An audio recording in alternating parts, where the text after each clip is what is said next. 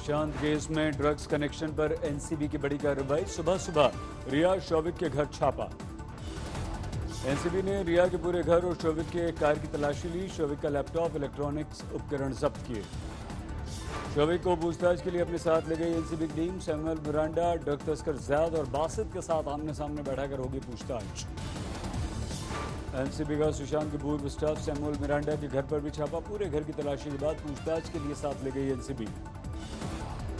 Drugs और dealing पर NCB ने रिया चक्रवर्ती पर कसा शिकंजा। रिया का पुराना मोबाइल फोन जब्त। ड्रग तस्कर बासित परिहार को 9 सितंबर तक एनसीबी की रिमांड। जैद भी रिमांड पर। एनसीबी सूत्रों के अनुसार शौविक का ड्रग तस्कर बासित परिहार से 2 साल पुराना रिश्ता, घर में भी धड़ल्ले से था आना जाना। रिया चक्रवर्ती और उसके भाई शौविक के बीच ड्रग्स की बातचीत के बाद कार्रवाई। चैट में ड्रग की डिमांड कर रही है रिया। शौविक से चैट में ड्रग की डिमांड कर रही है रिया। भाई और बहन के बीच 5 ग्राम बड को लेकर बातचीत। सुशांत केस में पूछताछ के लिए डीआरडीओ दफ्तर पहुंचे डॉक्टर हरीश शेट्टी। सुशांत की मानसिक स्थिति पर सवाल। सुशांत केस में एम्स की फॉरेंसिक रिपोर्ट में लग सकता है 10 दिन का और टाइम। मेडिकल बोर्ड की जांच जारी। पोस्टमार्टम और विसरा रिपोर्ट की दोबारा जांच। फॉरेंसिक टीम के प्रमुख सुधीर गुप्ता ने कहा तय समय पर सीबीआई को मिल जाएगी रिपोर्ट। सुशांत केस में मुंबई पुलिस की पोस्टमार्टम और विसरा रिपोर्ट पर उठे थे सवाल। सुशांत केस में परिवार वालों को हत्या का अंदेशा। पिता के वकील बोले रिया के आने के बाद ही बिगड़ी सुशांत की मानसिक स्थिति।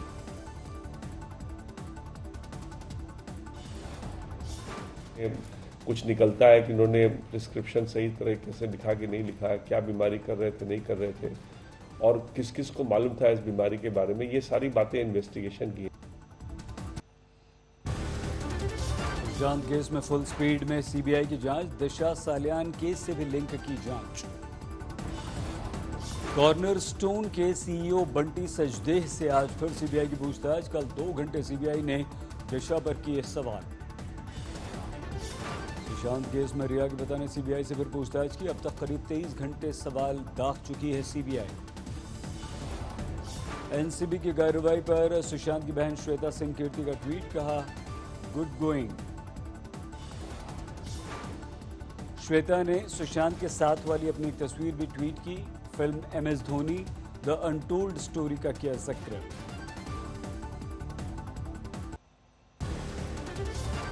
सुशांत केस में कंगना रनौत का ऐलान जंग। कहा किसी के बाप में हिम्मत है तो मुंबई आने से रोक ले। कंगना ने मुंबई लौटने का वक्त और दिन किया ट्वीट। 9 सितंबर को मुंबई वापस लौटेंगी कंगना। कंगना के हमले पर शिवसेना नेता संजय राउत ने कहा कंगना है मेंटल केस। रानी लक्ष्मीबाई से तुलना करना झांसी की रानी का अपमान।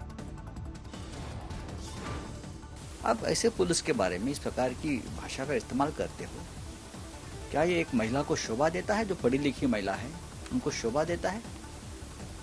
अगर हमने ये कहा तो बोलते हमको धमकी दी। ये मेंटल केस है। कंगना की तुलना लक्ष्मीबाई से करने पर भड़की कांग्रेस। कहा बीजेपी नेता अपने बयान के लिए जनता से मांगे माफी। मॉस्को में रूसी रक्षा मंत्री सर्गेई शोइगु से राजनाथ सिंह की अहम बैठक। 1 घंटे से ज्यादा सामरिक आर्थिक मुद्दों पर बात।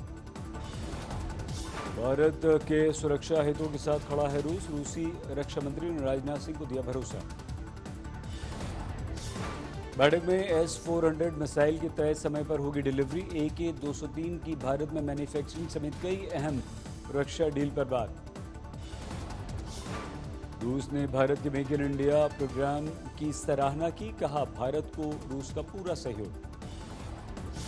एसजीओ की बैठक से पहले रक्षा मंत्री राजनाथ सिंह गए भारतीय दूतावास। महात्मा गांधी की मूर्ति पर चढ़ाए फूल। एलएसी पर स्थिति का जायजा लेने के बाद सेना प्रमुख नरवणे ने कहा हमारी सेना किसी भी चुनौती से निपटने के लिए तैयार। सुरक्षा के लिए उठाए कई कदम। हमारी सुरक्षा के लिए हमने कुछ एहतियाती कदम उठाए थे और इससे हमें भरोसा है कि स्थिति कायम रहेगी। और जो भी हमने कदम उठाए हैं वो हमने एलएसी के ऊपर उठाए हैं। एलएसी पर तनातनी पर नरवणे ने जताई उम्मीद बातचीत से निकलेगा मामले का हल, नहीं तो हम हैं तैयार। हमें पूरा यकीन है कि जो अभी समस्या खड़ी हुई है उसको बातचीत के जरिए पूरी तरीके से हल किया जा सकता है। गुरुवार को त्रिशूल पहुंचे सेना प्रमुख नरवणे, दक्षिण पंगांग और दूसरी जगहों पर स्थिति का लिया जायजा। भारत चीन के सेना अधिकारियों में जारी रहेगी बातचीत, 4 राउंड की मीटिंग के बाद तनाव बरकरार। एक बार फिर से भारत ने तनाव बढ़ाने वाली चीन पर साधा निशाना बताया, स्थिति बिगड़ने के लिए जिम्मेदार। भारत की दो डूब, जब तक चीन पीछे नहीं हटेगा तब तक दबाव बनाए रखा जाएगा। मॉस्को में राजनाथ सिंह ने चीनी रक्षा मंत्री की मुलाकात की पेशकश मंजूर की, आज हो सकती है मुलाकात। 118 ऐप बैन किए जाने से चीन का फूटा गुस्सा, कहा यह गंभीर मामला हमारे कारोबारियों के हितों को हुआ है नुकसान। जम्मू कश्मीर के बारामूला में आतंकवादियों से मुठभेड़, एक आतंकवादी ढेर, दूसरी मुठभेड़ जारी। आतंकी मुठभेड़ में सेना का मेजर जख्मी, बेस अस्पताल में कराया गया भर्ती। 2 से 3 आतंकवादियों के छिपे होने की आशंका, पूरे इलाके की घेराबंदी। पुलिस सेना सीआरपीएफ का संयुक्त सर्च ऑपरेशन जारी, रुक रुक कर हो रही है फायरिंग। पाकिस्तान को सीडीएस जनरल रावत ने किया सावधान, बोले चीन से भारत की तनातनी पर किसी खुराफात की कोशिश न करे पाक। बेरोजगारी पर राहुल गांधी ने फिर से प्रधानमंत्री मोदी को घेरा, कहा देश के युवाओं की समस्या का समाधान करो। आरजेडी नेता तेजस्वी ने बिहार में बेरोजगारी के लिए नीतीश कुमार और बीजेपी को ठहराया जिम्मेदार, कहा बिहार को बनाया बेरोजगारी सेंटर। यूपी में बढ़ता महिला अपराध पर पूर्व मुख्यमंत्री अखिलेश का ट्वीट, कहा यह डबल इंजन नहीं डबल दुर्गति वाली सरकार। भारत अमेरिका पार्टनरशिप फोरम में पीएम मोदी ने हिंदुस्तान को बताया निवेश की पहली पसंद, कहा हम पर दुनिया का बड़ा भरोसा। पीएम मोदी बोले कोरोना से दुनिया प्रभावित, लेकिन भारतीयों की आकांक्षाओं को नहीं कर सकी प्रभावित। देश में नहीं थम रही कोरोना की रफ्तार, पिछले 24 घंटों में कोरोना की 83,341 नए मामले। हमारे देश में पिछले 24 घंटों में कोरोना के 1096 मरीजों की मौत, अब तक कुल 68,472 लोगों की हुई मौत। देश में 39,46,750 तक पहुंचा कोरोना का आंकड़ा, 30,37,152 मरीज हुए हैं ठीक। हेल्थ मिनिस्ट्री के अनुसार पिछले 24 घंटों में करीब 11,70,000 कोरोना टेस्ट किए गए।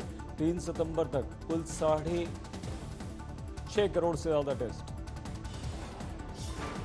महाराष्ट्र में कोरोना के 18,105 नए मामले सामने आए, कुल आंकड़ा 8,40,000 के पार। दिल्ली में कोरोना ने फिर से पकड़ी रफ्तार, 24 घंटों में 2,733 नए मामले, 1,80,000 के पार कुल मामले। कोरोना के खतरे के बीच 9 सितंबर से दिल्ली में खुल जाएंगे बार, केजरीवाल की योजना को उपराज्यपाल की मंजूरी। सोनीपत के मशहूर सुखदेव ढाबे पर कोरोना का कहर, 65 कर्मचारी संक्रमित पाए गए। आंध्र प्रदेश में बेकाबू कोरोना की रफ्तार, 24 घंटे में 10,199 नए केस सामने आए, कुल आंकड़ा 4,65,000 के पार। गुजरात में भी कोरोना का आंकड़ा 1 लाख के पार, 1,325 नए मामले सामने आए। हिमाचल प्रदेश के कांगड़ा में उफनती नदी की लहरों में फंस गए बाइक सवार, बाल बाल बची जान। आसपास मौजूद ग्रामीणों ने फौरन मदद की, बाइक को बहने से भी बचाया। हरियाणा के फतेहाबाद में बारिश से तालाब में तब्दील हुई सड़क, पानी भरने से लोगों का गुस्सा। मध्य प्रदेश के रायगढ़ में बाढ़ की तबाही के बाद बर्बाद फसल को देखने पहुंचे डीएम, 2 किलोमीटर तक कीचड़ में चलकर किसानों से मिले। वाराणसी में उफान पर गंगा नदी, घाटों के ऊपर गलियों तक पहुंचा पानी। मध्य प्रदेश में नर्मदा नदी का कहर जारी, हरदा में तेज धार में बह गए 12 मकान, कईयों को नुकसान। फतेहपुर में लगातार हो रही बारिश से ढह गया कच्चा मकान, मलबे में दबकर मां और बेटी की मौत। आसनसोल में दामोदर नदी में डूबा 10 साल का बच्चा, खेल खेल में हादसा। केदार घाटी में मूसलाधार बारिश ने किया लोगों को बेघर, शरणार्थियों की जिंदगी जीने को मजबूर लोग। उत्तराखंड में सितंबर में भी जारी रहेगा मौसम का सितम, मौसम विभाग ने अगले 3 दिनों तक भारी बारिश का किया जारी अलर्ट।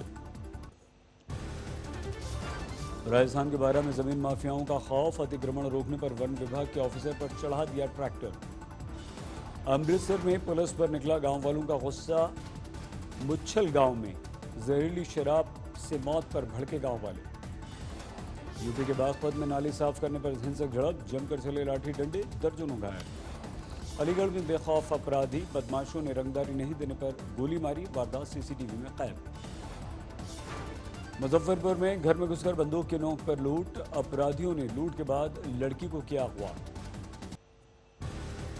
दिल्ली दंगे मामले में सर्जिल इमाम 1 अक्टूबर तक न्यायिक हिरासत में, गड़गड़ुमा अदालत ने दिया फैसला। दिल्ली के नजफगढ़ में भूमाफियाओं की गुंडागर्दी, अवैध कॉलोनी उजाड़ने गए डीएम, एसडीएम और दूसरे अधिकारियों पर हमला कर दिया। मंदसौर में मुआवजे को लेकर किसानों का प्रदर्शन, खराब हुई फसल को लेकर फूटा गुस्सा। अयोध्या में बस में लड़की से रेप, ड्राइवर कंडक्टर पर आरोप। हाजीपुर में पुलिस पर लगा जमीन कब्जाने का आरोप, डाक विभाग के अधिकारियों ने की शिकायत।